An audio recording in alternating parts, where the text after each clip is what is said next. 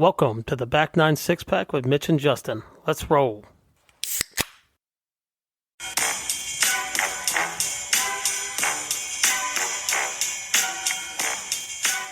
Hello and welcome to episode 23B of the Back Nine Six Pack. My name is Mitch, joined as always by my esteemed colleague Justin. We're doing it over disgraceful audio for attempt number one. Yeah, I about pulled my hair out this morning trying to listen to it on the way back from Dayton. And we went back and forth. We talked about it, and I said, I said, we got to take it down. I said, there's just no way we can live with this. We want a quality product. That was not a quality product. No, couldn't live with it. And you know what? Life's about second chances. And thank God our guest gave us a second chance to come back and do it again. Rachel's worst half. It was like taking that shitty, the shitty dozen of golf balls that you get for Christmas, like the Slazingers. We're going to take them back to the store and we're going to get us some Pro Vs, okay? That's what we're doing with this episode. All right, good. Well, back to my intro that you interrupted, already off to a hot start. Rachel's worst half, Maggie and Cam's dad, former Greater Miami Conference Men's Golf Coach of the Year, and White Oak's finest, a man who bleeds red, white, and blue, Mr. Nick Ray. Welcome. Thanks, guys. Thanks for having me. I just want to get something out of the way real quick outside of that. I am not the Slazenger. The episode as a whole was the Slazenger. Yeah, not you.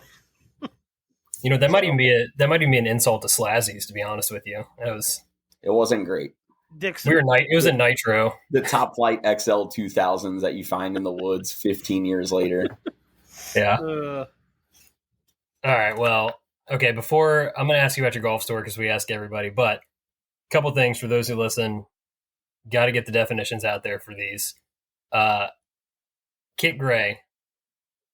This guy, of all the people I play with in my life, the luckiest bounces of all time. So anytime we go off a tree back in the fairway, note it as a Kit Gray, put it on the record. And I'm going to ask you to go ahead and explain what a Nick Gray means in terms of your score. 1, you just got to be living right for those kicks. 2, Nick Gray score, tail of 2 nines, freshman year sectionals, 50-36.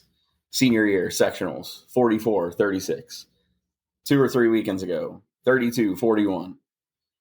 I think you guys get the picture. Yeah, it sounds like you're doing a lot of back nine six pack. You were before our time. I was ahead of the curve. Apparently it was like the front nines. It technically was the back nine at Whitewater where I was shooting all those ungodly high scores. So, in your defense, those first two, that's the 11th hole was not fun. Yeah, brutal start. Just kind of rode the wave from there, but got to turn around. Yeah. All right. Well, sorry, I had to get that on the record. We ask everybody, what's your golf story? Give it to us. Yeah, I'll keep it short and sweet. Introduced to the game through my dad as a young kid, going to the driving range, things like that with him. I've had a lot of different experiences, a varied background as far as my interactions with the game. I'm a player, obviously. I coached, as you mentioned. I was the varsity coach at Fairfield High School for 7 years. I, throughout college, worked at Dick's Sporting Goods in the pro shop. I'm currently working at the Camargo Club during the summer. This is my second summer doing that. So I've kind of had, a lot of different interactions with it. Made a lot of great friendships through the game, obviously with you guys. Being able to coach some really good players that I still, keep in contact with. So it's been a huge part of my life. It's been a part of my life for, the majority of it. So it's obviously something I'm really passionate about. Slight flex in there, just, I work at the Camargo Club. Oh. Hey. The Camargo Club. Yeah. Sounds like some like crazy 70s nightclub, the Camargo Club. Okay. And on that note, we've got a special episode tonight. We obviously huge fans of the Ryder Cup. We've been talking about it for what seems like the entirety of this show's existence. we're going to do a little bit of a deep dive in the 2021 Ryder Cup. To know where you're going, got to know where you've been. We're going to take a look back, see what's changed, what happened then, how it might impact what happens in Rome here in a couple weeks. With that, you guys have any other high-level thoughts on the 2021 Ryder Cup before I go ahead and kick us off, diving into the teams and all that? The only parallel that I've connected is it was fun. That was said by multiple players and captains. Nice. It was a lot of fun. Good hashtag research on your part there. All right, well, 2021, this was the 43rd Ryder Cup. Notably moved due to COVID, was supposed to happen in 2020. Ends up happening late September 2021. It's at the Straits course at Whistling Straits in Wisconsin. If you remember right, 2018 was held at Le Golf National in Paris. Europe put a pretty good beat down on the U.S. team, 17.5 to 10.5. Really an honest dismantling. Lots of just, U.S. team looking tired. We had a Tiger Woods coming off winning the Tour Championship. Seemed like he could barely even, walk at that point. Phil Mickelson just conceding matches as the ball's in the air. I mean, it was quite a disaster. I mean, not even getting into Patrick Reed and all the shenanigans with that, and Brooks and DJ in a fight on a plane, all kinds of nonsense. 2021 Patrick was Reed. Like a complete rebirth of the U.S. Ryder Cup team. Yeah, Patrick Reed, exactly. Other narratives going in, obviously I talked about the COVID impact and moved it. Well, also there was a ton of travel regulations. The European team, didn't quite get over as often as they would have to play tour golf. Fans couldn't really travel to make it there. There was quarantine rules, all kinds of stuff that, kind of put a logistical damper probably on the European team, maybe more than we realized at the time. So that was something to note. As well, changes to the team selection processes, right? So Europe, interestingly enough, froze their points list in July of that year after it was determined the cup was going to be moved, and didn't pick back up with point scoring until January of 2021. So there's a gap there where some golf was played and some points were awarded that, honestly could have done them a disservice maybe, not necessarily having the hottest of players at the time. And they were locked in with 9 guys on the team. They only had 3 captain's picks.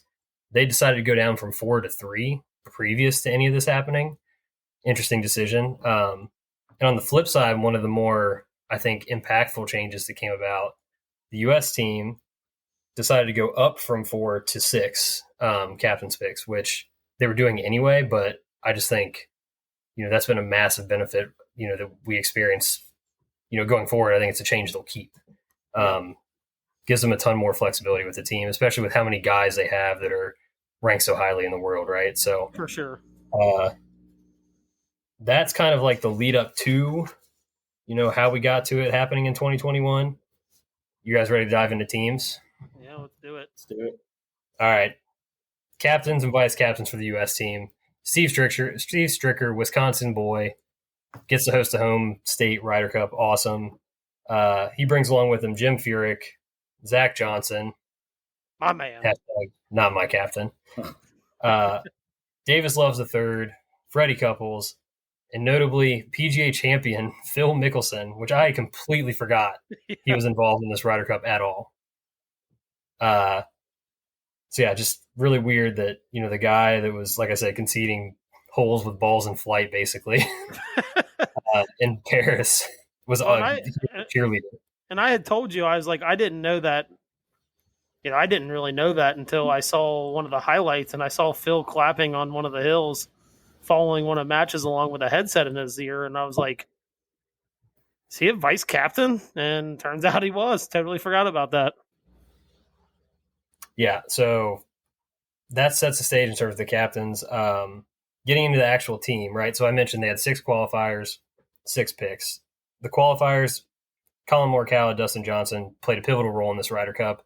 It makes sense. They were both coming off of major wins in recent time there. Also, Bryson DeChambeau, horrendous Ryder Cupper in 2018, becomes a major champion and honestly flipped the script in this one. We'll get to that in a little bit. Brooks Koepka, Justin Thomas, Patrick Hanley round out the qualifiers. after that, in terms of picks, pretty much, I mean, there was some debate kind of with those last couple spots, but they pretty much held to their within the rankings. Almost chalk.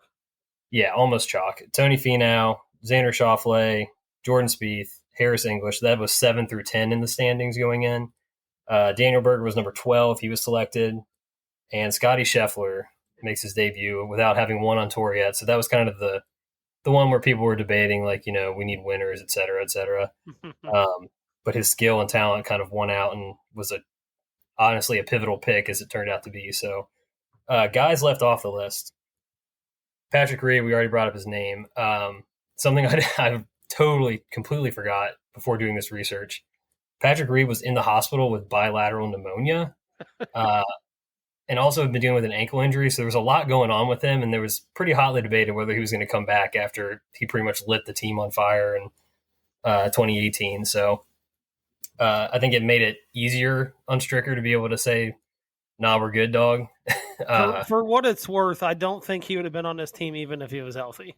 Yeah, I agree with you, but I think it gave them, an easy out, right? Well, when you trash the team to a reporter and that said article comes out when you're on the team plane coming back from Paris, that is a tough scene. Yeah, not great. Webb Simpson was 13th in the list, had some Ryder Cup experience, but honestly, it wasn't very good. And then Jason Kokrak was 15th, whatever. Don't think we needed him. But a couple other guys that were hotly debated at the time, the two Kevins, Kevin Kisner and Kevin Na. Kevin Na had been playing some pretty good golf. Kisner, everybody thinks he's a match play dog. Look, I know that's your boy. Kizzy. They made the right calls here. Yeah, I said this 2 years ago. I said he would probably even admit it, but the course setup was just not set up for him. No, I mean, could have made an argument for him to have him in Paris, but for sure, hey, they didn't go with it. So that rounded out the team. Some one key fact: the youngest team in U.S. history, average age is 28.9 years old, and Colin Morikawa was the youngest at 24. I think that speaks volumes. They were a fairly inexperienced team. There was only two guys on the squad that had double-digit matches played, and I believe there were 6 rookies on the team. Yeah. So I mean, yeah, lots of inexperience, but a ton of talent, and a big departure from the teams they had been, kind of trotting out there for the last few years, with some of the bigger names kind of, stepping aside, some of the malcontents, not being there. And as we find out, it'll work. One other note: 8 of the 12 U.S. players were top 10 in world golf rankings, which is just wild. John Rahm was number 1. Victor Hovland was 14, but between that was pretty much all USA players, which, again, I think speaks to sort of two things. One, the form those guys were in at the time, and also, frankly, like the European guys, I don't think they played as much and didn't get to play in as big a point events given the COVID stuff. So, yeah, super interesting how the team shook out. But then moving on, we'll head over to Euro, which is where some of the fun stuff happens, in my opinion. Padraig Harrington is the captain. His first selection for vice captain, Robert Carlson. Totally forgot he was even involved. I hardly remember him as a player, no offense. Bob. Yeah, Bob Carlson. Probably one of my favorite nuggets that I found in doing all this research. Padraig Harrington accidentally let it slip in an interview that he was taking Luke Donald as a vice captain. Yeah, I saw that. Which is incredible.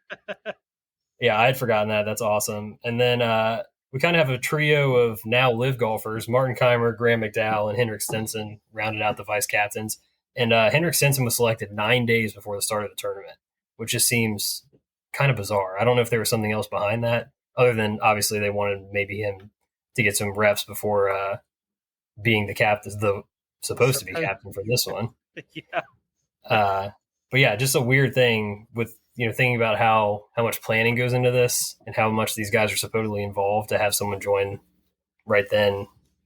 Just interesting. Like I said, 9 qualifiers on the Euro side, so they only had 3 picks. Names are pretty obvious here: John Rahm, Rory McIlroy, Victor Hovland, Paul Casey, Tyrrell Hatton, Matt Fitzpatrick, Tommy Fleetwood, and Lee Westwood round out the qualifiers. Lee Westwood was 50. He had a little bit of a resurgence out of nowhere, played well, and he was the oldest European since 1973 to be on the team. So tough when you've got a 50-year-old rolling him out there at a course like Whistling Straits. So I think that proved to be difficult for him. Captain's picks seemed pretty obvious at the time. The Euros, they didn't have a lot of depth, honestly. They went with Shane Lowry, Sergio Garcia, and Ian Poulter. Obviously, those last two guys are, historic players in terms of the Ryder Cup, just records out the ass for the two of those guys, and a couple thorns in the U.S. side for sure over the years. No real big omissions. Probably the only guy that had somewhat of an argument was Bob McIntyre. Probably he's an ascending player at the time, and Whistling Straits probably a course that would have fitted his game pretty well. Yeah. But other than that, I think the Euros just did what they had to do here. So, one note, just kind of highlight some of the experience differences here. Rory McIlroy had 24 matches under his belt, Poulter 22, and then Lee Westwood 44 and Sergio 41. So just tons and tons of experience between some of these top guys that have been doing it for a long time, and serious winning records too. Ian Poulter wins at a 68% clip, Sergio 62%, and then we'll later I've got a stat about where he stands in terms of records for wins. So just a stacked historical team, but some guys that weren't necessarily in the best form, and I think we found that that kind of played out that way. Right. Any thoughts on the squads leading into it here? No, I think you hit everything. No real surprises on the Euro side, like you said. Bob McIntyre. I think Victor Perez was kind of high up on the race to Dubai. I don't know if he would have been on that France team or not, but yeah, I mean, you kind of hit the nail on the head. We're gonna see how that youthful U.S. team stacks up against sort of an aging, veteran European squad. Yeah, I think I left off Bernd Wiesberger, by the way, which they probably wanted to too after this was all said and done. Auto qualifier, Bernd Wiesberger. Yeah, he was below two of the captain's picks, so I missed his name. But yeah, he was a rookie along with Victor Hovland and Shane Lowry, which Hovland and Lowry, some pretty pedigree players. But right. Yeah, just again, another highlight, 6 rookies on the U.S. side to 3 on the Euro side. So with that, let's say we get into the Friday matches here. Let's do it. Yeah, let's jump into it. So I'm just going to kind of break it down, obviously morning session, afternoon session, and I'm just going to go match by match. So that first match in the morning teed off at 7:05 Central Time, so bright and early. Pitted the Spanish Armada combo of John Rahm and Sergio Garcia. So, you're talking number one in the world with one of the guys that's been on the Ryder Cup team for, we figured out his first Ryder Cup was in 99. So, 22 years. But they went up against JT and Jordan Spieth. And really from the jump, Rahm just kind of put the team on his back. He made 3 birdie putts in 5 holes on the front. They were up 2 at the turn. He makes like a 50-foot bomb on 4, just buries it, center of the cup, hits the flagstick, drops right in. Outside of that, one of the most incredible, probably will be one of the most memorable shots potentially in Ryder Cup history, is on 17. JT puts Jordan Spieth in just like an absolute diabolical situation. It's a par 3, 213 yards. He's like basically vertical on a railroad tie, takes a whack at it, hits it like 100 feet in the air. He's actually still moving, like falling backwards by the time this ball even lands, but he gets it to rest probably like 4 feet from the hole, runs back, almost like literally goes into Lake Michigan. They end up losing the match, which obviously sucks, but like I said, just an incredible shot. Ends up being a 3-1 victory for Rahm and Garcia.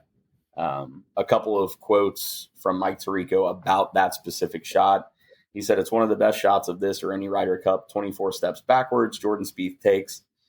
He never sees it. He's staring at Ludington, Michigan, which last night I didn't know where it was. This morning I decided to look it up. It is across Lake Michigan, like almost directly across from Whistling Straits. That's awesome. And we're staring at one of the great shots we've ever seen. He went on to say nobody made the step back in basketball cooler than Steph Curry. But Jordan Spieth gave you an all-time golf step back, even though Europe got the win with in their 1 point. So again, 3-1 victory for their Euros there. In the second match, we have Paul Casey and Victor Hovland up against DJ and Colin Morikawa. And that combo of DJ and Colin Morikawa kind of made their presence known early. They win 5 of the first 12 holes. So they go up 3 through 12. They close it out on 16 for a 3-2 victory. John Wood quoted as saying, "I love this pairing for the rest of the week. Dustin Johnson used to love to play with Matt Kuchar because he was so steady. DJ knew that he could be aggressive. Colin is in that same mold. When you put Johnson with another really aggressive guy, he said he can struggle, but when he's got a partner who's super steady, he feels really comfortable and he can go for everything." And obviously, an alt shot, it's a little bit different, but you get in a best ball situation, you can kind of be a little bit more aggressive. And as we're going to find out, DJ does just that. So we got a point apiece through the first 2 matches. In the third match, we have Lee Westwood, Matt Fitzpatrick up against Brooks and Daniel Berger. They win 5 of the first 11, so they're 2 up through 11. Didn't really look back. Nobody won a hole from 12 through 17, so they closed it out 2-1. And then the last match of the day, which actually ends up finishing before that third match, is what you would think would be a pretty strong squad in Rory and Ian Poulter up against Patrick Cantlay and Xander. Patrick Cantlay and Xander come out and win the first 5 holes. So they're 5 up through 5 and obviously don't really look back. Xander makes a bomb on 5, which was a par 5. Like I said, that ends up being the second point because they end up winning 5 and 3. Rory and Poulter only win 2 of the 15 holes that they played. So, after the morning session, we got a U.S. Lead of 3-1.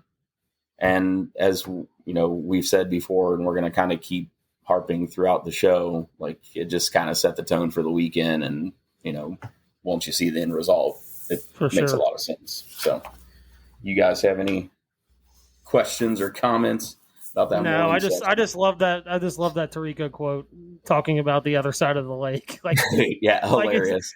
Like it's like right over on the other side. Like you can actually see it, but and you can, yeah. I mean, I don't know if you can actually see it from. I don't think you can.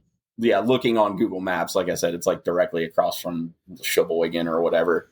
And it's so funny to me, like thinking about it, is you can hear Tarico saying it, and it comes off so natural, like he's been there before. He knows exactly where it is, and we're all just sitting there like, dude, what? Like where? Who? Where?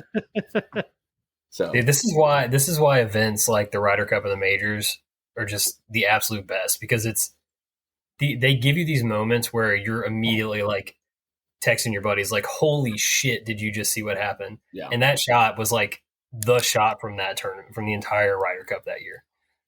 Yeah, it really was. I mean, there's some memorable ones, but I think that's probably at the top of the list for sure. Yeah, there's one more I'm going to talk about here in the afternoon, but I mean, it's just this afternoon shot versus what Spieth is put up against in that scenario. You're on the 17th hole. Like there's a lot on the line. He just has absolutely nothing. I mean, you can't even see the ball. It was really incredible. And it does matter. It does matter who does the shot too, right? Like exactly. Sure. Like if that's Bernd Wiesberger, no offense to my boy Weiss, but it's probably not as memorable. I don't disagree. Yeah. Nor could some of these guys even hit that shot. It's only exactly. Our king can do that. All right, you guys good if I go ahead and move on to the afternoon? All right, so we got a 3-1 lead, U.S. Afternoon session, we go to 4 balls, best ball. It's something I thought was cool, which I didn't look it up. I don't know how often it happens. I would imagine it probably happens relatively often. But the afternoon session allowed all 12 guys from both squads to get some action on day one. So, Wiesberger didn't play in the morning. Tom Tommy Fleetwood didn't play in the morning. We're going to talk about Tony and Harris English. They didn't get to play in the morning. So everybody got some action on day one. First match goes out. Paul Casey, Bern Biesberger, DJ, Xander. They're pretty much in control throughout. It's not a huge win, but they both go to 2-0 on the day with a 2-1 win. They won 3 straight holes on the front. Then they won 10 and 11. And like I said, that 2-1's not like a huge defeat, but I don't really think the match was really ever in doubt. The hole they won on 11, so DJ makes, I don't know, probably like a 20, 25-foot birdie putt. Michael Jordan's green side, and they're making eye contact or whatever. Apparently they play together pretty often, but one thing I thought was hilarious is like watching the clip.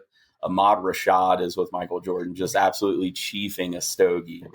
I mean, taking it to the head.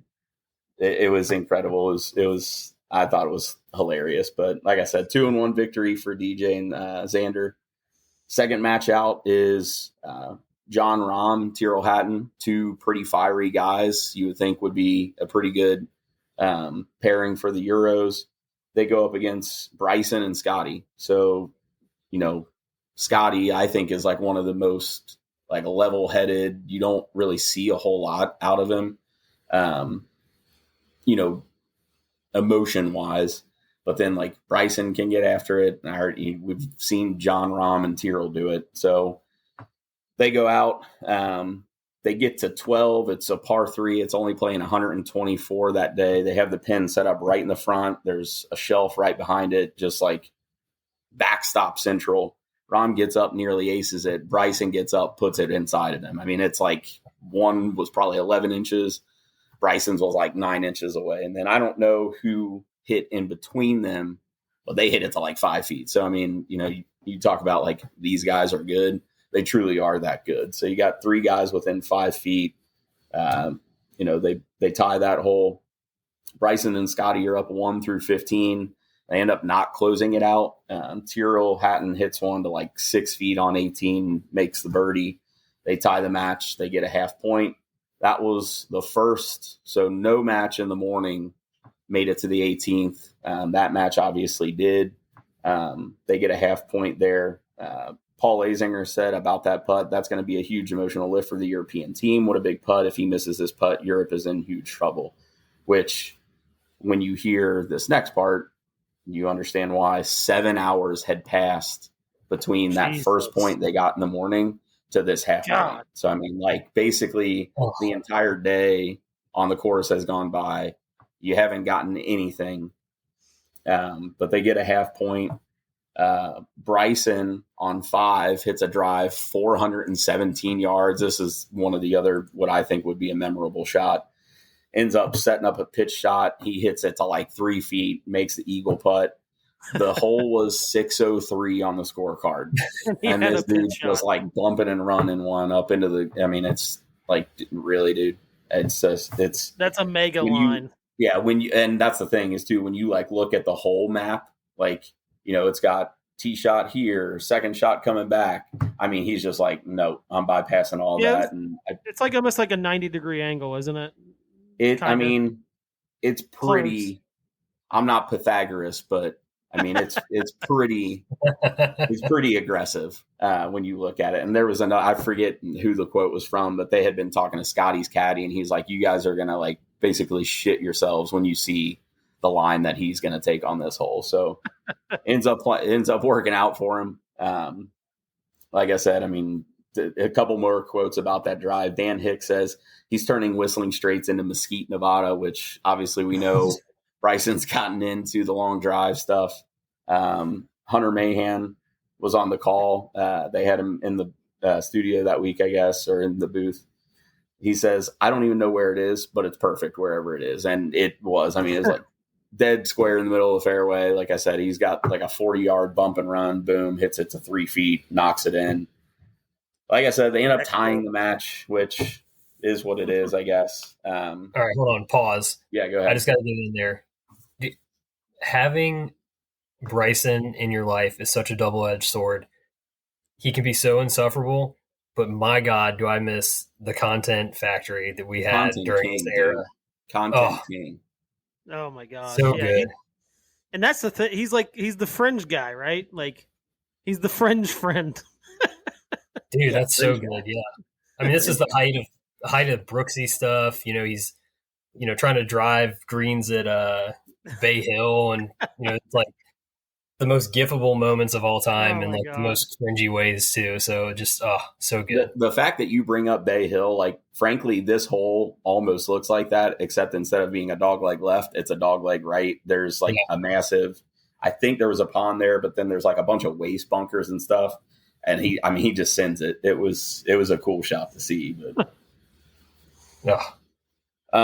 third match out puts a couple Irishmen. So you got Rory, Shane Lowry up against the formidable duo of Tony Finau and Harris English.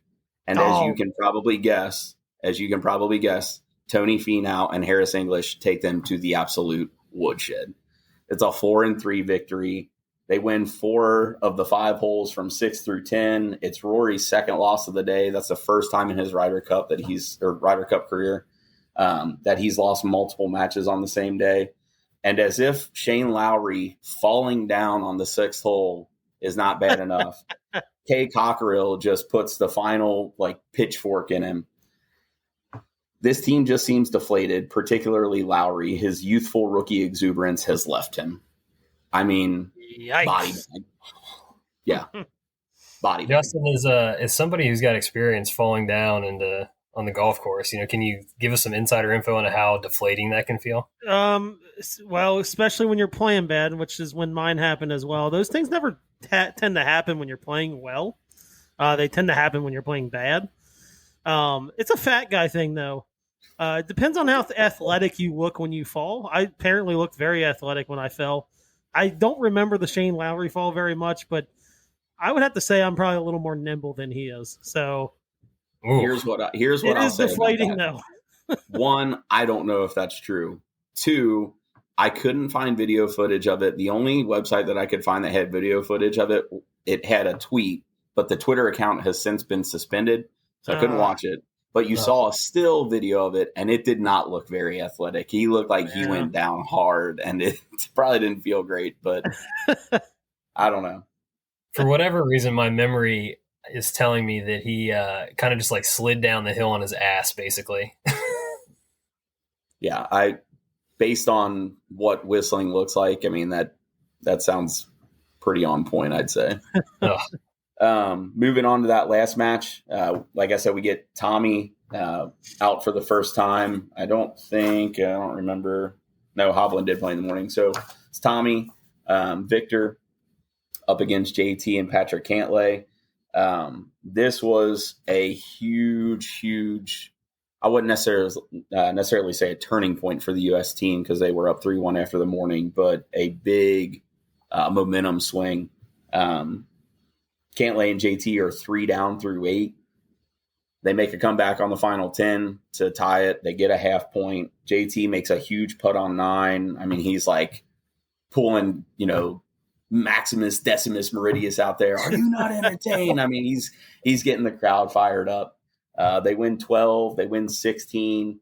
He hits an absolute dart 3-wood on 16. It's a par 5 right over top of the flag. Tommy proceeds to hit one in the water. So they end up getting a half point. Gary Cook on Justin Thomas after his eagle on the 16th hole. No question, he is the emotional leader of this team, which, we've heard some cool quotes from guys, but I think that, it kind of gives me chills talking about it just because of everything that's kind of going on with JT right now. He hasn't been playing his best golf. He didn't make the playoffs. Do guys like Lucas Glover, Keegan Bradley that have had great summers and have been playing really good golf, do you give them a shot, or do you bring back one of those truly emotional leaders for this year's Ryder Cup? And obviously we'll kind of see how that plays out, but I thought that was probably the most interesting quote from day one, talking about the play on the U.S. side. Yeah, and that's why he should be on this team. That's exactly why he should be on this team this year. For sure. Just to set the record straight. Yeah. Just to kind of recap it real quick. So after day one, U.S. has a 6-2 lead. It's the largest first day lead for either side since 2004. A couple of quotes about it. Zinger says, U.S. hasn't been in this position in a while. It's been a real rough run for the U.S. team. They're a powerful squad. We already talked about it. They have 8 of the top, I think we said top 10 in the world. I think, actually lists 10 or 2 through 10. I forget. I think it was like, I don't know who was ranked 8th in the world at the time, but it was like 2, 3, 4. We had the big dogs out. The Europeans have the best player in the world, and he wriggled the hook today, but he needed to. So far, the Americans have done everything they possibly could have hoped for. So, I kind of mentioned it in the morning. John Rahm kind of put the team on his back, put Sergio on his back and said, let's go. He kind of does it really the rest of the weekend. Yeah. Justin Leonard talking about the European team. They've got some issues. I don't see a comeback coming without the help and play of Rory McIlroy. Again, he loses twice in one day. For the first time in his Ryder Cup career. You don't really expect that out of a guy that is a generational talent like him. And then another quote that I thought was cool. Rich Lerner says, we talk about the United States turning the page on the Tiger and Phil Ryder Cup era. They ripped the page out of the book and threw it away. We talk about how veteran of a squad the European team was and kind of how, U.S. has 6 rookies. It's the youngest team in U.S. history. And it's like guys that we're familiar with now that have been around just because they're so good, so young. Like Morikawa is a 2-time major champion by the time he's 24. Spieth is, gunning for, career Grand Slam. Like these guys have been on these teams, but so have those dudes that have been around since we've been kids, Tiger, Phil, that sort of thing. So you kind of see a changing of the guard. And really this was, all of a culmination of all of that. Once you see how it ends up finishing. Yeah. And nice. I think, we've talked about this, that this was their Ryder Cup to kind of take the helm, with no Phil in the locker room. Well, Phil was there, but not a player, and no Tiger in the locker room. It was time for new leadership, and I don't think I was necessarily surprised at kind of who took the reins. But the way they kind of went about it, was a pleasant surprise. For sure. So we ready to move on to Saturday? Let it rip. All right. Well, so notable here in the Saturday matches, at least the morning ones, the Euro team decides to sit Rory in the morning in the foursome matches. Interesting move considering he's probably, realistically one of their best players. He's sitting out in the morning matches.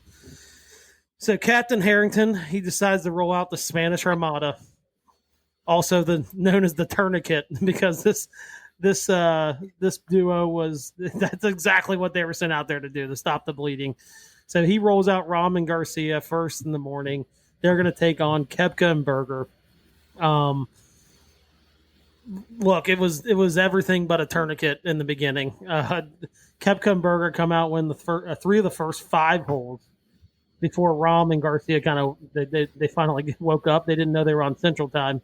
But Garcia kind of turns it on. He chips in on 9, gets it back to 1 down after being that big hole they kind of dug themselves, and after that they didn't look back. Koepka and Berger didn't play bad, but when Sergio kind of righted the tide, Rahm kind of did his thing, and we'll talk about a quote after the Saturday matches that Padraig kind of talks about Rahm and how he played up until that point. But the Spanish Armada proved to be successful again. What did we say? The most successful Spanish Armada since 1588. But I'm going to fact check myself live here. That is what I wrote down.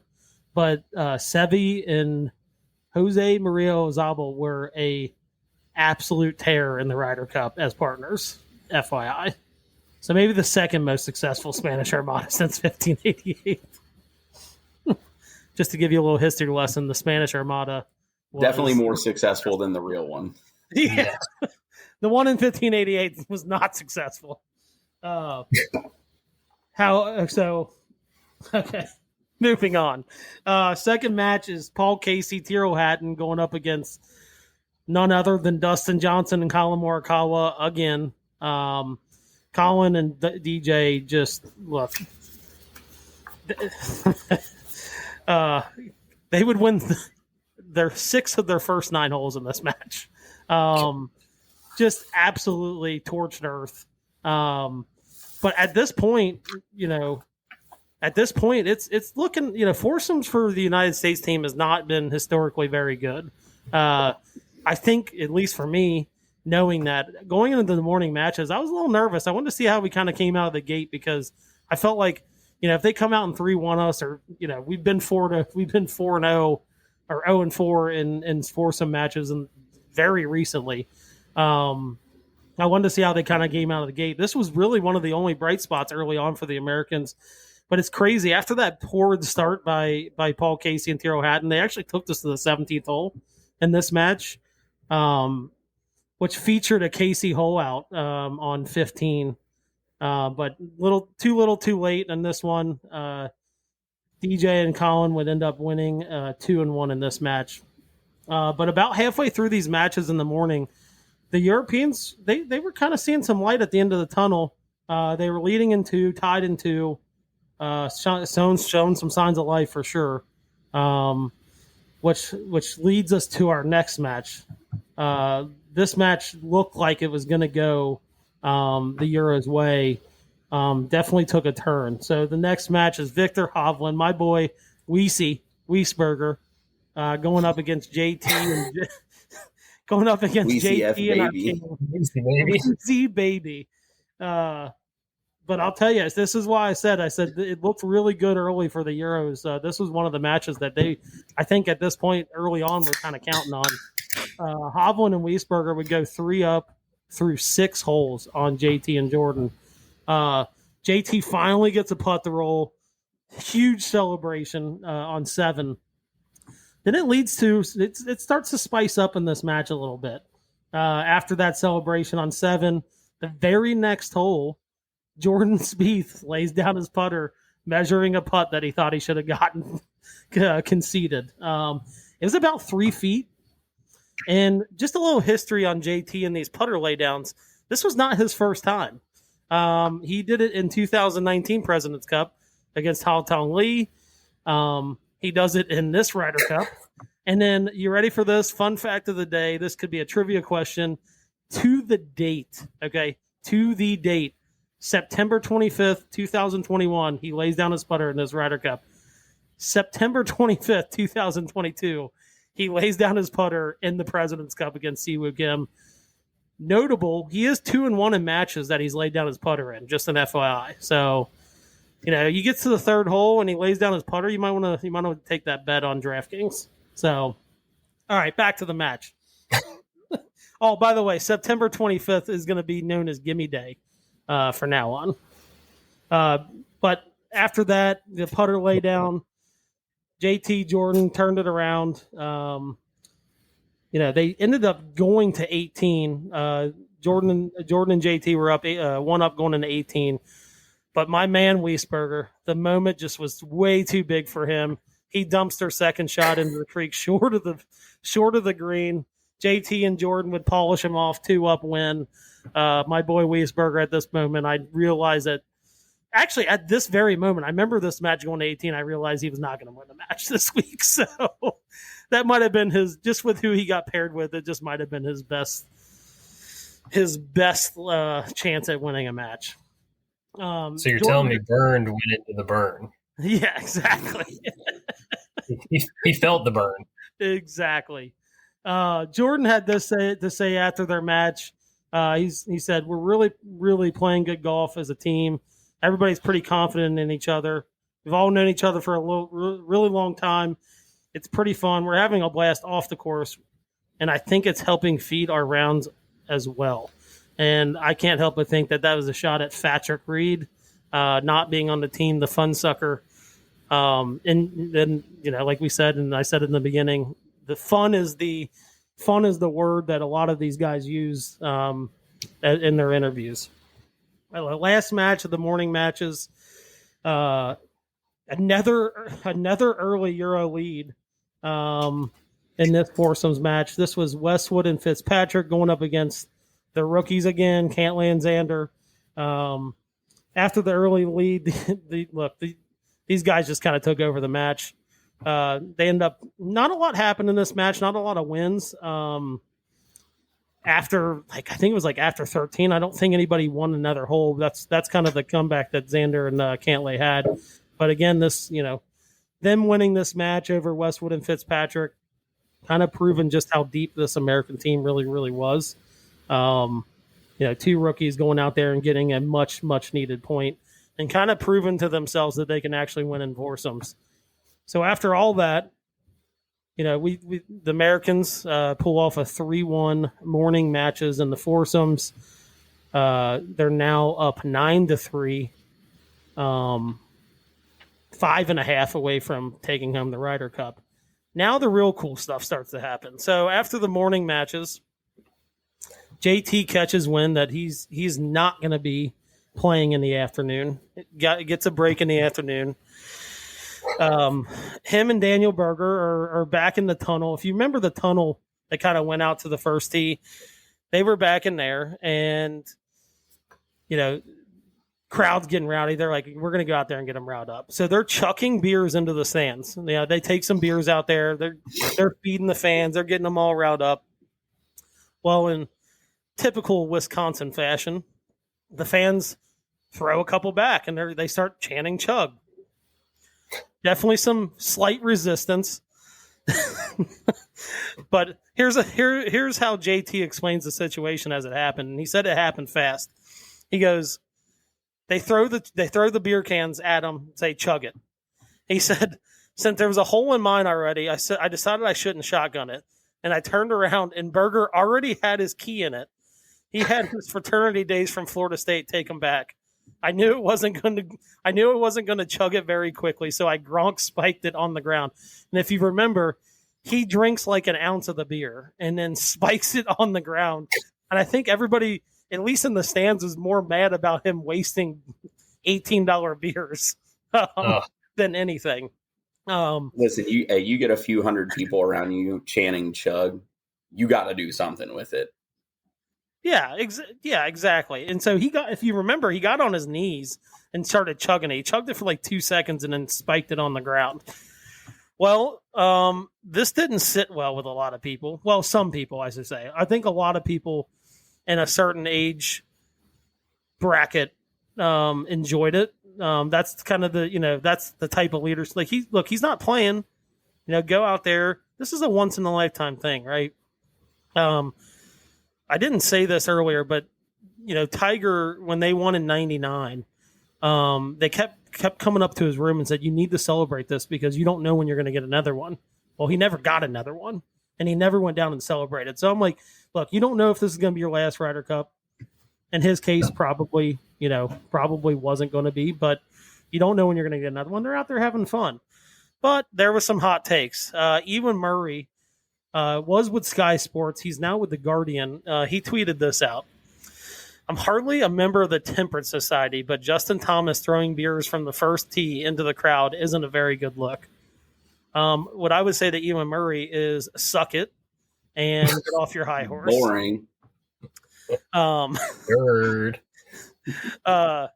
He's not for this podcast. No. Golf Week compares JT, says JT's more like a WWE wrestler than a golfer, which I think was actually supposed to be funny because, Stone Cold Steve Austin, things like that. But here's the biggest thing. So they asked Stricker after the round about this, and he alluded to, the American teams have been criticized in the past for playing tight. They get criticized for that, right? They're tight. They don't have fun. They get criticized. Well, now you have two guys going out there and having fun, and you get criticized. His exact thing, and I got his quote here. He said that this is somewhat of a Wisconsin tradition. He says whether it's good or not, I don't know. But he's like, if you go to the Milwaukee Bucks game, you see a chug-a-thon or chug a beer on the big screen. David Bakhtiari, many people have done it. But he was sticking up for his guys. He's like, look, they're out there having fun. They weren't playing, so be it. But that is Chuggate from the 2021 Ryder Cup. That all happened before the afternoon matches. Yeah, one of my favorite moments from that Ryder Cup. Oh yeah, electric scene. It really, really was. Which would probably set up for their celebration on Sunday. But yeah. All right. So afternoon 4 balls. First match out, we have Shane Lowry and Tyrrell Hatton going up against that formidable duo of Tony Finau and Harris English. And to be frank, there wasn't a lot that happened. There was only 3 holes won in this match. Euros got up early, 2 up. Harris English and Finau, they won 12, and then there was never another hole won the rest of the match. Didn't have that magic they had on Friday. No. I actually looked at the scorecard. There was a lot of pars in this match, and if I remember correctly, one of the holes the Euros won was with a par. So tough scene, but best ball. The fun part. There was some spiciness in this match. Obviously, we just talked about JT's putter lay in the morning matches. Shane Lowry actually mimicked Justin and put his putter down to measure a putt. Thinking he should have got it. I think it was sarcasm because his putt was about 4 feet. But he does do a putter lay. So this is our second putter lay in one day from Shane Lowry, who we just found out fell down a hill on Friday. So. So Shane Lowry, Tyrrell Hatton, when 1 up, did go to 18, which was one of the few matches that did end up going to 18. Diabolical was the name of that hole. All right, so the Spanish Armada gets rolled back out again. Rahm and Garcia are going out against Koepka and Spieth. Look, at this point, they were just playing the odds of these guys just being really good partners. At this point, it's really the only pairing that is actually winning. Rahm was probably the best player in the Ryder Cup. Maybe DJ was. There was a couple guys that were on even footing, and then you kind of had the rest of the field. But Rahm lived up to his number 1 world ranking in this Ryder Cup. This match was all about the Spanish duo, though. They go 3 up through 7. Now, drama again. Jordan and Rahm's caddy getting a heated exchange about where Rahm should drop his ball on hole 5. Jordan was in the right for sure. The caddy was like trying to get it to drop like 25, 30 yards up from where it actually crossed. But that all gets sorted out. Rahm would end up getting the last laugh, though. He drains putts on 15 and 16s to close out the match, and they get their second point of the day, third point of the Ryder Cup. Padraig, after the matches, says John is the number 1 player in the world, and he has delivered on that this year. Third match, we've got Tommy Fleetwood and Victor Hovland going up against Scotty Scheffler and Bryson DeChambeau, and this was the Scheffler coming out party, as we all remember. The Americans were down 1 with 5 to play. Looked like the Euros were heading for a desperately needed session win before the real fireworks. Bryson gets it started off with a birdie on 14. Kind of starts the comeback, but there was some spiciness in this one. Bryson also does a putter lay on another. We have our third putter lay in one day. Everybody's doing it. I know everybody's doing it now. It's like you almost have to do it at this point. Right. His quote, it was 2 feet up the hill. I thought it was going to be given out of courtesy. I think it was something that got me fired up for the rest of the round, which, again, like I said, he was right. Birdie's 14. Sneaky good Ryder Cup for Bryson DeChambeau, as we'll talk about in a little bit. That was to get it to all square with 4 to play. Then here comes Scotty. He bangs home a birdie on 15. The coveted fist pump. I think that's one of the most played videos probably from that Ryder Cup is when Scotty makes that putt on 15. They go to 1 up. Scotty, even keel Scotty, burst with a fist pump, and then him and Bryson start trucking at each other for a chest bump. But that was the beginning of the Scotty coming out party. You love to see it. Bryson would end up birdieing 16. Excuse me, Scotty birdies 16, and then Bryson closes it out on 17 with a nether birdie and a 3-1 win over Fleetwood and Hovland. By the way, on the best part about the putter lay by Bryson DeChambeau, we've had our third putter lay. Butch Harmon doesn't say anything about the other putter lays throughout the day. We've had 2 of them to this point. But Butch Harmon, as soon as he sees Bryson does it, he says he is classless. That's the only one he commented on. He didn't comment on JT's, didn't comment on Shane Lowry's, even though I think Shane's was more sarcasm than anything. In jest. He does tune in to what Bryson DeChambeau was doing. Last match, and just so we're clear, that match was the last one on the course. That was kind of going to decide whether the Euros were going to get a 3-1 or a 3-1 or a 2-2. But that was the last one on the match, because the next match is not exciting by any means. It's a bloodbath. So I think out of pure, we have to play this guy in the afternoon, they roll Poulter and Rory out again in the afternoon. After Rory sits out in the morning matches, it was almost obligation at this point that they were going to roll him back out. They might as well have brought him out in a coffin because he was dead from the first tee on. They would go to play DJ and Colin, the formidable duo, the counterparts to the Spanish Armada. Some would say the English to the Spanish Armada, if you know your history. DJ and Colin absolutely run up the score on this one. This one looks like a Alabama football game in the second week of November when they're playing Citadel. DJ's just flexing his muscle left to right in this match. This match would take DJ to 4-0, moving Rory to 0-3. This duo is now 3-0 for the Ryder Cup as well. They would end up winning this 4-3. It was never close, ever. I mean, I don't think at any point I remember watching this match because I was excited to see how Poulter maybe respond, and it was ugly. It was ugly from the start.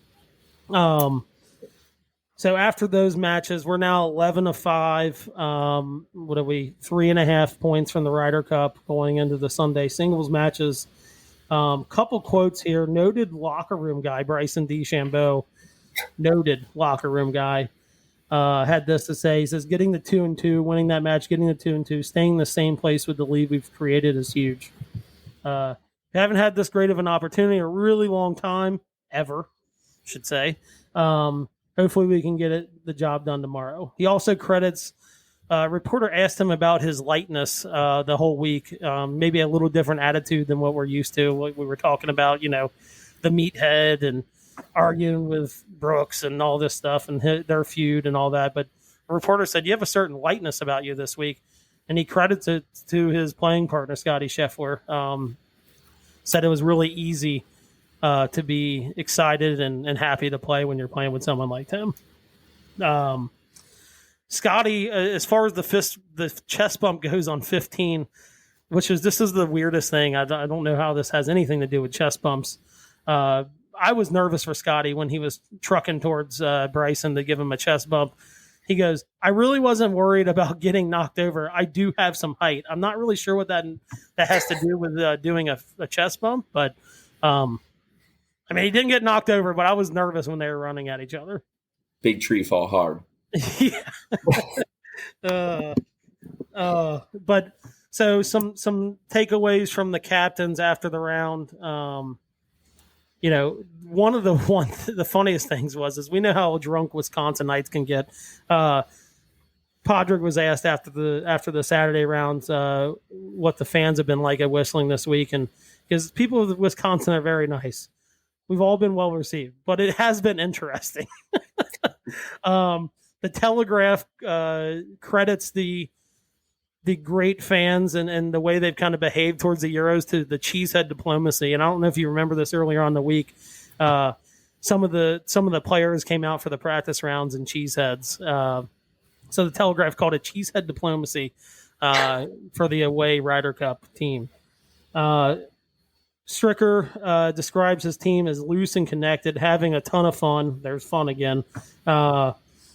He was asked about DJ going out for 4 matches in the first 2 days, being he was the oldest player on the team. And then he alludes to his course record there, having played that course really, really well.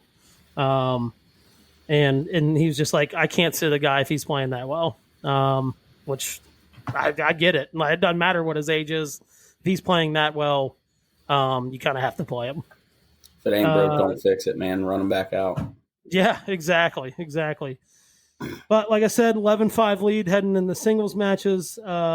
Shane Lowry does bring up a quote that he says popped up on his phone.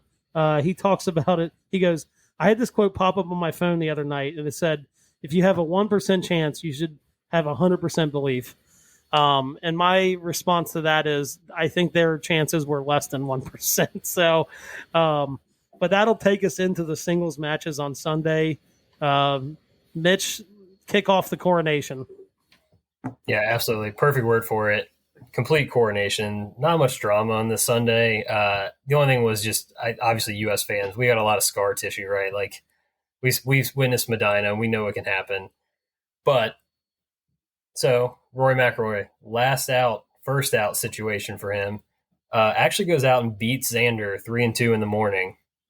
And you're thinking, okay, excellent start for the Euros. You know, that's what they need. Got to get their horse back up and going.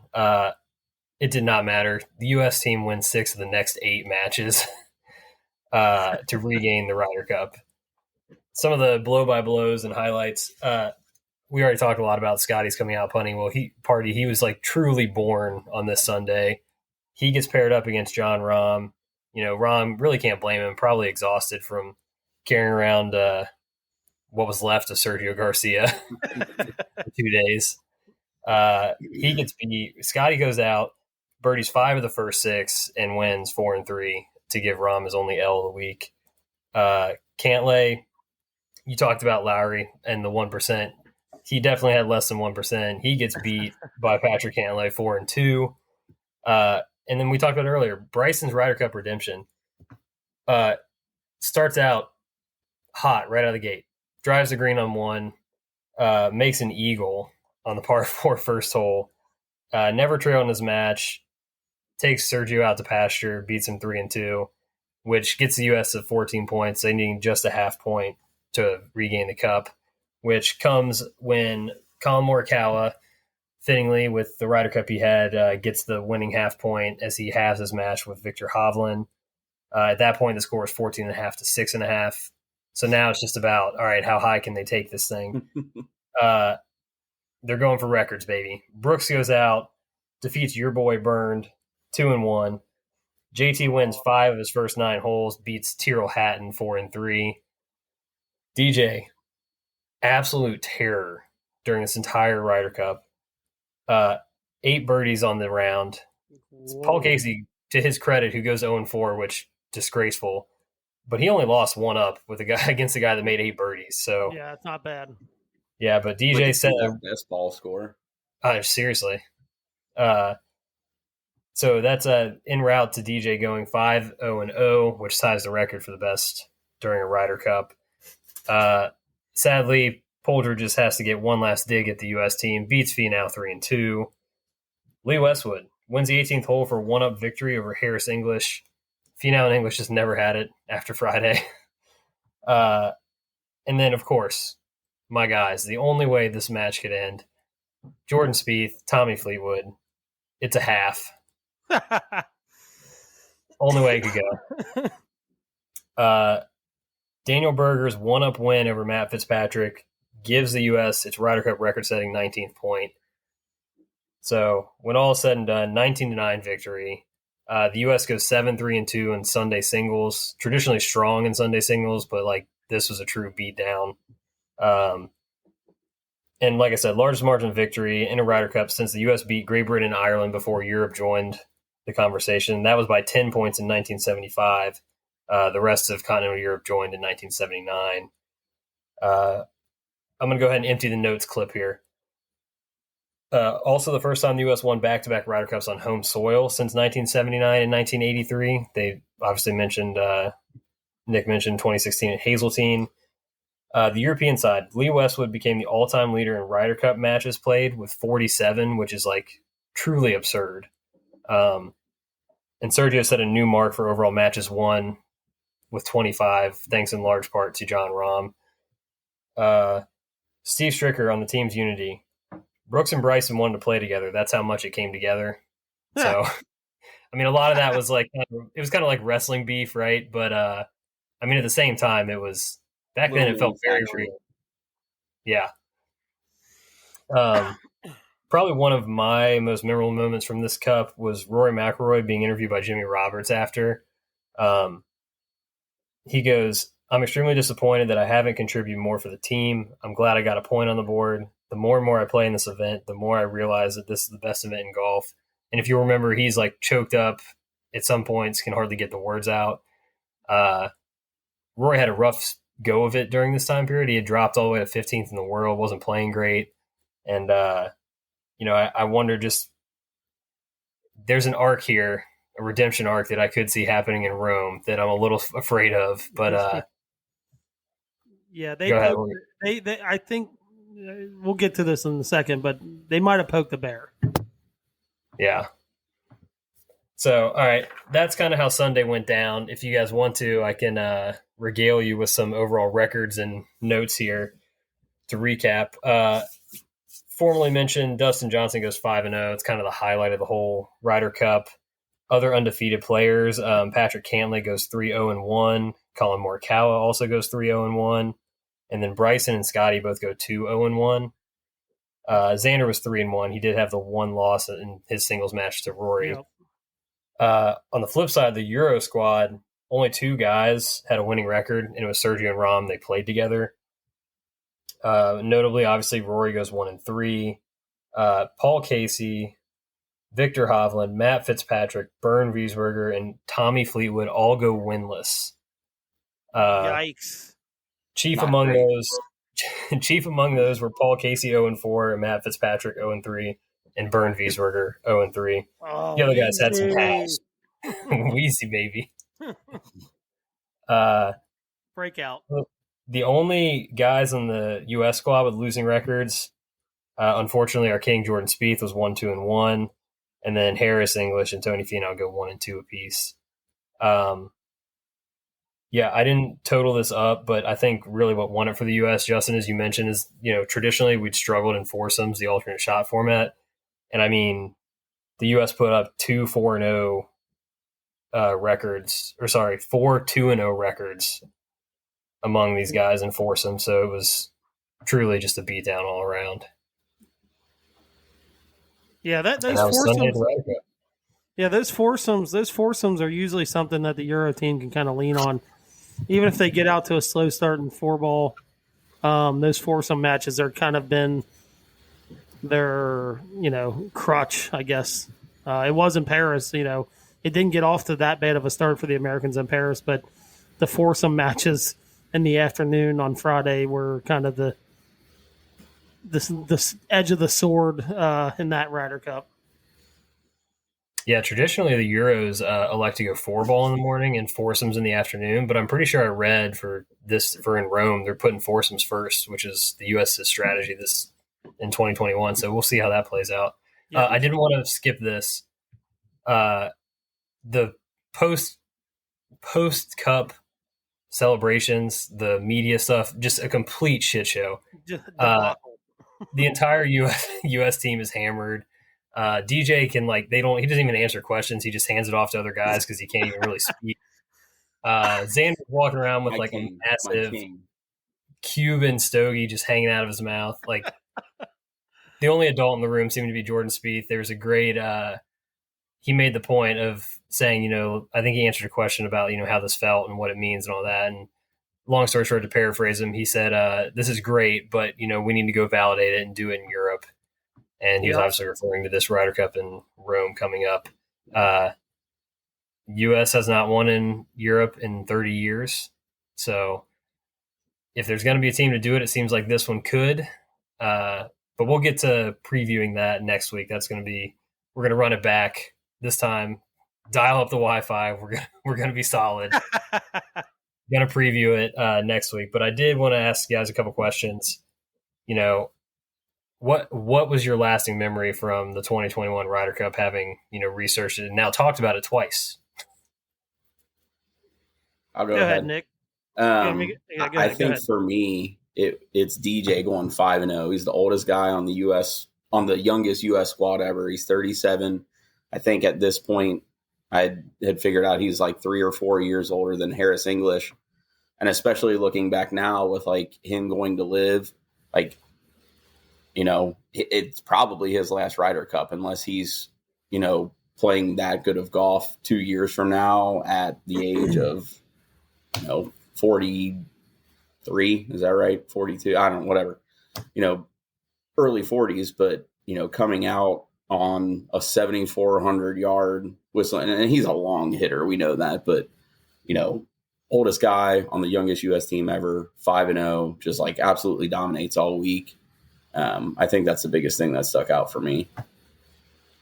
Yeah, mine was probably. Look, I keep joking about the fun, and all these guys are like, it's fun. As a fan, it was fun for me to watch, and there's not been a lot of Ryder Cups for an American fan where you can say it was fun. I think it all encompasses just watching the guys play and get along. And genuinely get along. That's the real thing here. And then, like it all culminates with Chuggate, right? Like a team in the past would have never, ever, ever, ever even thought about doing that. They might have gone out in the first tee and like give high fives and stuff like that. But the amount of fun just watching it was kind of the lasting memory and from this Ryder Cup. Yeah, look, I always got to give an honorable mention. I think the Rory interview and the emotion from that stood out to me, of course. But I think it was, look, we knew Scotty was coming, but he officially arrived at this. And it just, springboard into his next year, winning the Masters and then everything he's done since, ascending to number one in the world. It's just crazy when you look back and you're like, the debate was between, Kevin Na and Scotty Scheffler for the 12th spot. Like, ridiculous. To think back on that's wild. Two guys going in complete opposite directions. Yeah. Oh, for sure. Yep. All right. Anything we can take away from this one you think that's going to, storylines for Rome coming out of this one, or, impacts it could have? I think I'd go back to that. Go ahead, Nick. Go ahead. I think I go back to that JT quote about him being an emotional leader. Like I said, he's obviously not been playing his best golf, but he's kind of been, especially, in Wisconsin, like the heart and soul of the U.S. team. Just kind of seeing how that plays out here in a couple weeks, I think it'll be something to watch. Yeah, I was going to say that, and just seeing what that looks like. Does he take a back seat because, he isn't playing the best out of some of these guys? What does that look like when he takes a back seat? Does that leadership start to slip a little bit? How does he handle the pressure of feeling like he's got to prove Zach Johnson right? That's a lot to play with. But I think I just kind of alluded to it before. There's no chance in hell that Rory's going to go 0-3 or 0-4 in this Ryder Cup. There's just no chance. And honestly, I'll be honest, I would think he plays, if he's playing even remotely good, he's going to go out for 5 matches. I know apparently it's tough on this course. It's pretty hilly, but I would guess after his last Ryder Cup being 0-3, if he's playing well, he's going to lobby to be out there for 5 matches, and I would highly doubt that he's going to go 0-3 this year. See what kind of bear we poked in 2021 is going to be interesting. Yeah, a couple of things that stood out to me. One, like the turnover for the teams on both sides. Like Europe has gotten significantly younger, and a lot of their key players are playing well. And even sort of that mid-pack or the back end of this previous team that wasn't playing great has shown some form recently. So that's, they're trending in a better direction.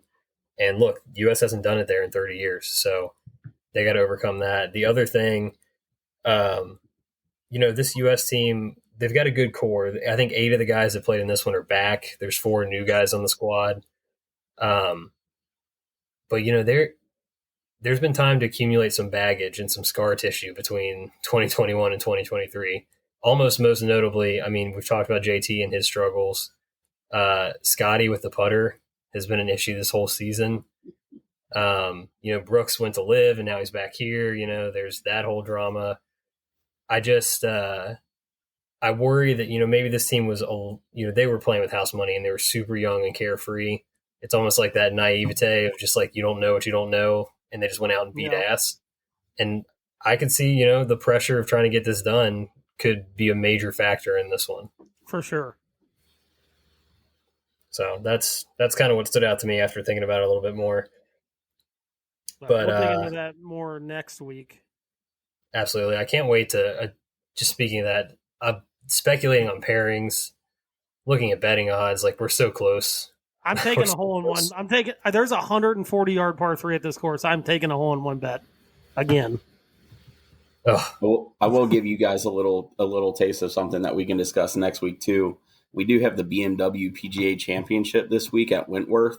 All 12 Euro guys are playing in it. I saw that. I'm looking at betting odds right now. You got Hovland, Rory, Rahm, Fleetwood, Hatton, Fitzpatrick. Then you got Tom Kim. But top 6 odds bets are all Euro guys that are going to be in Rome. So something we can discuss kind of how they play this week. And one other note about the team too is, this team, we talked about how they had 8 of the top 10 in the world on it. Not the case this time. A lot of guys have fallen back, dropped into the 20s. We obviously a still incredibly deep and strong team, but I think just the form is just slacked off a little bit from where we were in 2021. So yeah, it's not for sure. All right. I think it's time. Let's go to the patio. Where I think we're headed? We're heading there. We deserve this, boys. We're going to the patio where anything goes. Guest honors, always. Yes. Fire away. All right. If you could spend one, I could say a day or night, but let's be honest, it's a night. If you could spend one night hanging out, partying, doing whatever with a musical artist, past or present, who is it? Oh, I'm going to take this one. Justin Timberlake. What? Whoa, what? Holy shit. My boy JT, no, listen, my boy JT knows how to go. Okay? What? He knows how to go. And we share the same name. I'm shook. It's too easy to be like, oh, I want to spend the night with like Kid Rock or something like that, like something like a rocker or something. No, I'm spending it with JT. I think we'd have a lot in common. I'm so shook right now. I thought for sure we were going down the Kiss route after the story on the pod. I thought about my honorable mention was Eddie Van Halen. Yeah, okay. See that tracks. But I did Justin Timberlake. Like it would include a lot of golf, and God knows what else we could get into. See, now that's fair. Justin Timberlake being like you don't know. Justin Timberlake being a golfer is a major factor in this. I did not consider. That's a good point. Yep, that's why I'm here. Whew. Big brain, dude. This just came so far out of left field for me, Nick, that I'm struggling for an answer. It's a great patio beer question, isn't it? Yeah, dude. I got shook. You're shook after my answer. No. I know the funny answer, and I think what should be the answer. The funny answer is our boy Scott Stapp, however he pronounces it. Oh, yes. Because he's going to take you higher, obviously. So high. I think just because I think he'd be an incredible hang, and I'm not even really into country music, but Darius Rucker is the GOAT. Yeah. That's a good one.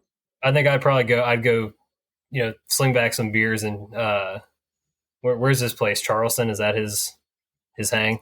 Sounds right, yeah. Yeah, South Carolina. Look, maybe he even brings Hootie with him. You don't know. Like that would be legit. Exactly. I have two here. And the one is probably going to be somewhat I wouldn't say it's blasphemous because it's obviously not them. But I've never actually watched The Dirt on Netflix. Oh, God. But, dude, I mean, just Motley Crue, come on. Yeah. I mean, yeah. And you guys know I'm a big Crue guy, but dude, if I hung out with them, I'd be in bed by like 9 p.m. I could not go that or hard. dead. Yeah, you'd be in a coffin by 9 p.m. Yeah, or dead. Yeah. Eternal. My other one is kind of a combination, and Mitch, yours falls into this category because Darius is a golfer, but Jake Owen. Oh yeah, he plays with Jordan Spieth in the AT&T Pro-Am basically every year. Yep. Obviously great musician, but he just seems like a pretty down to earth guy that I think would be a great time to hang with. This is such a disgrace that you didn't even mention your grandfather, Mick Jagger. Okay, so here I should have. I think you'd it was end up in like an art and gallery or something like that. If you I think it was. I think it was implied that it's like in their heyday. Who would you have hung out with? But yeah, yeah. But, that'd be a tough scene for you, though. To be honest, probably. Also, honorable mention for me, Luke Bryant. What? Noted golfer as well. Noted golfer. That is, on the record, that is a trash pick. I said honorable mention. Jesus. I'm putting it on the record, baby. Rap. Well, so hey, fun fact about this question. So Jay Green, past guest, oh yeah, is really good friends with Kid Rock. So he has hung out with Kid Rock. Yeah. Yep. Dude, was he at their wedding? I swear to God, I saw a picture. Yeah. Oh my God. We're gonna have to get pics or something from Jay to confirm this. We gotta. He said he's wild. Obviously he's wild, right? Like he's not calmed down since the 90s. Like he's just the same old Kid Rock.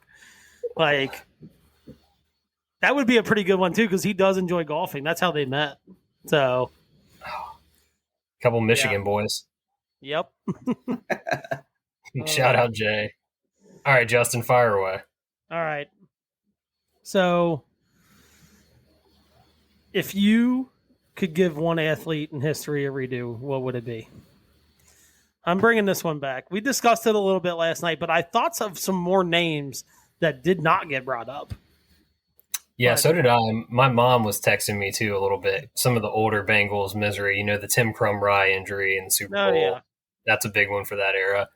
A great one that she brought up because it was an untimely death, but Payne Stewart. Yeah, that's the one I thought about. Yeah, that's tough. This just made me think of that too. Like Ben Hogan got hit by a bus.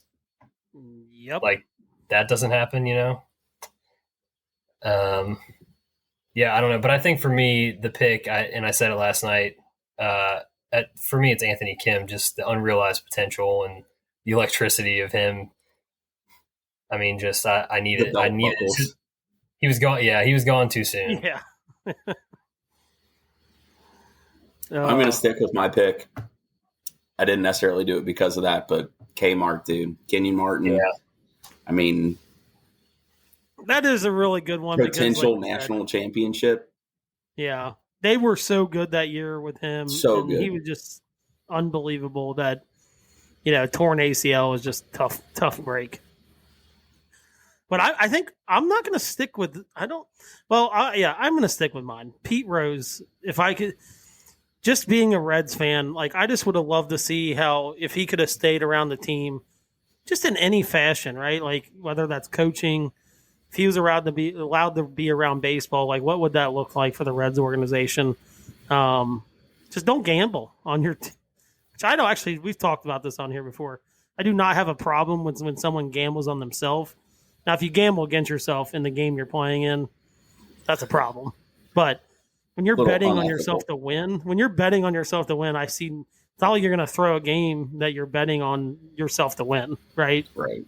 So, but Pete Rose was mine. But that's the one I thought about was Payne Stewart. He was gone way way too young. I mean, another one I thought about, Ben Hogan got hit by a bus, but Bobby Jones got in a really bad car accident when he was right in his prime of playing amateur golf.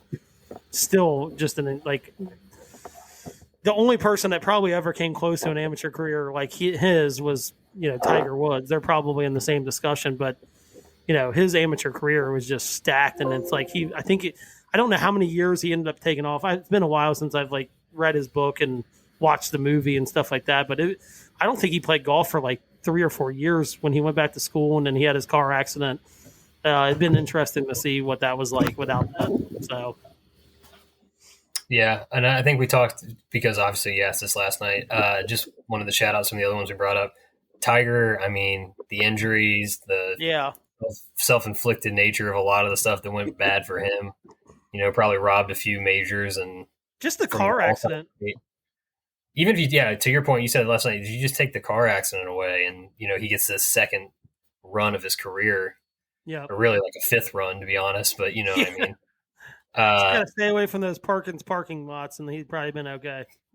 Right. We also mentioned we didn't see him play really, but Len Bias is always talked about as an all-time what if in sports. So yeah, I mean, just tons and tons of options. Derrick Rose, another one that's a good call out. The ties to Cincinnati and some of this misery. My God, I thought of another Cincinnati one, Chris Henry. Oh, dude. Yeah. Same thing. I mean, we could spend an entire podcast about sad Cincinnati sports figures, needing a redo. Yeah. A whole episode of that. Legitimately. All right. I'm going to throw a curveball. I'm picking up. This is the question I was going to ask next week, but we're doing it. We're doing it tonight. What is either your most used or your favorite GIF? And yes, I know it's pronounced GIF technically, but no, it's a G. We say GIF. Is it actually pronounced GIF? Apparently, the guy that invented them pronounces it GIF. So, he's wrong. He doesn't even. Exactly.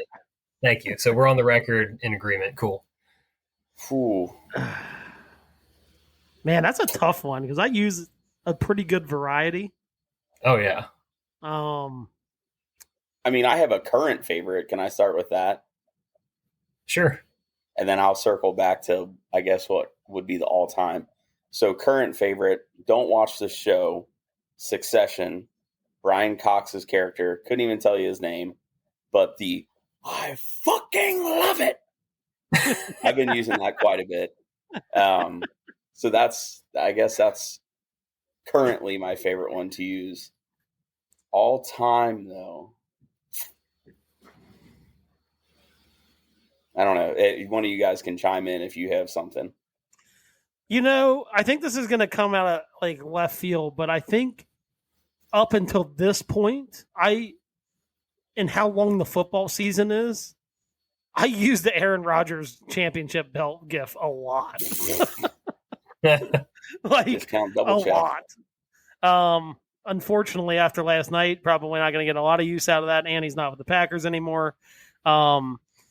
But I don't know. I mean, I would say just generally, probably and this maybe says a lot about my life, but the one when Michael Scott's no doubt about it, I'm ready to get hurt again. I use that a lot. Probably way more than I probably need to. But I use that one a lot. Probably if I had to go to another show, a third one would probably be anything with Ron Swanson in it, for sure. Not any one in particular. And then I guess Wedding Crasher stuff. Yeah. I've used the one when he's sitting with his back turned to Owen Wilson. He's like, "Hey, you. Yeah, you, big guy." I've used that one a lot. So there's an endless amount that you could use from Wedding Crashers. Yeah, I wrote down the Office and Wedding Crashers. There's just an entire bank of go-tos. Hold on, I have one before Mitch ends up stealing it. I don't use it a lot, but if you steal mine, I'm going to murder you. It's going to be my other one. It's a Mr. Bean GIF. Oh, okay. All right, it's a Mr. Bean GIF. and I don't know what the hell it's from, but Rowan Atkinson's sitting at this table. You know what I'm talking about? He's like drinking tea, and he has the tea glasses, and he goes and just like drops them, and he's like stunned about whatever's going on. But it cracks me up every time I see it. Mr. Bean's another treasure trove. Honestly, Austin Powers is another. Austin Powers is a whole nother genre of gifts that you could go towards. Some of like the off the wall ones that I'll tell you my number one, my favorite.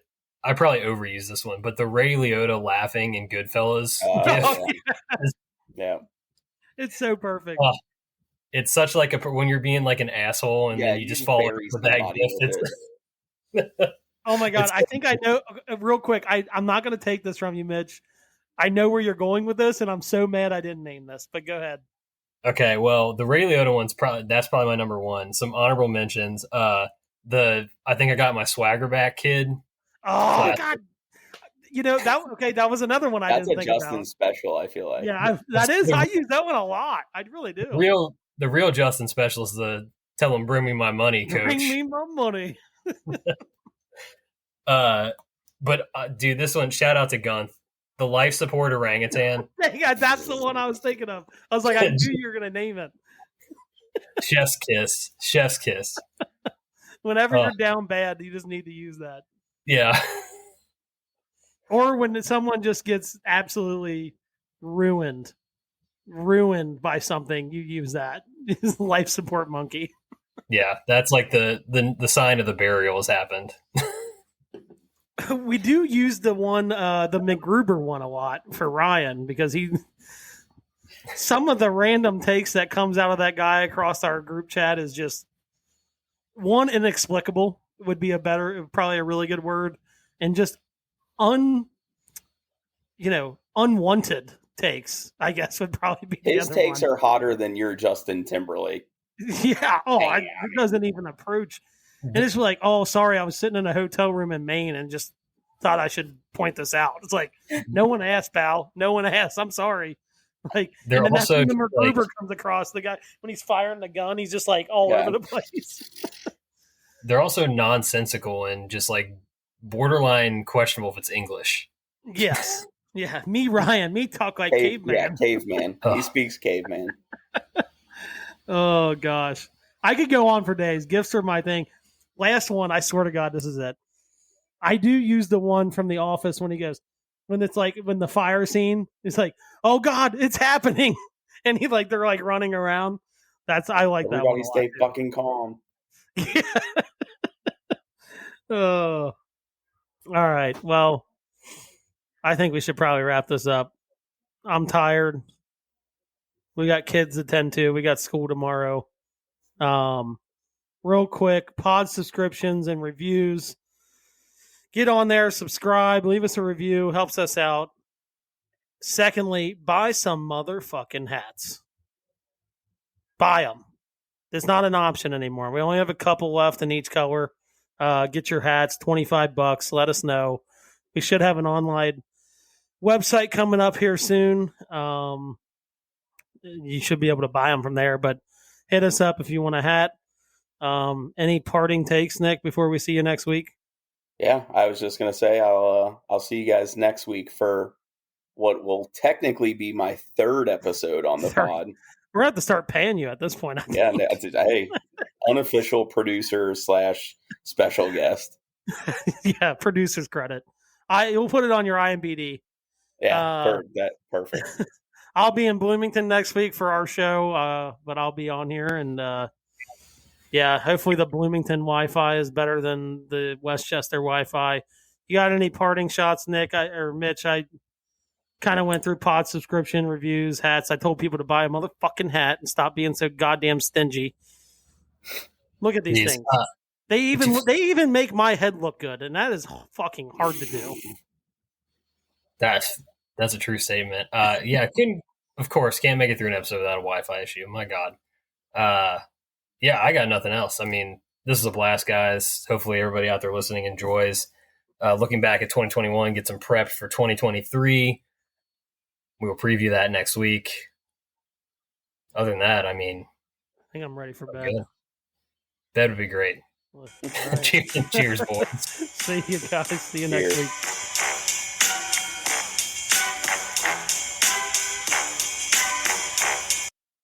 Thank you for listening to another episode of the Back 9 Six Pack. Be sure to follow us on Instagram and Twitter at Back 9 Six Pack for all your content needs. We'll see you guys next week. Cheers.